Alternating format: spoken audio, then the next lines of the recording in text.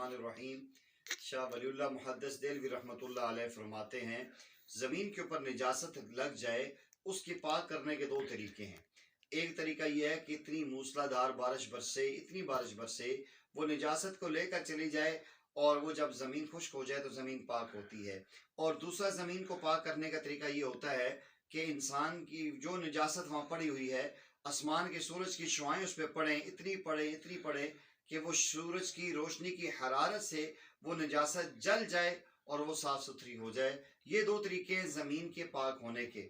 فرماتے ہیں اسی انداز میں انسان کے دل کی مثال زمین کی طرح ہے اور انسان کے گناہوں کی مثال نجاست کی طرح ہے۔ انسان کے دل کی نجاست کو پاک کرنے کے دو طریقے ہیں۔ ایک طریقہ یہ ہے کہ اللہ کا اتنا ذکر کرے کہ اللہ کے انوارات کی بارش برسے، اس کی نجاست غلاظت کو صاف ستھرا کر کے رکھ دیں۔ اور دوسرا طریقہ یہ ہے کہ اللہ والوں کی صحبت میں جائے۔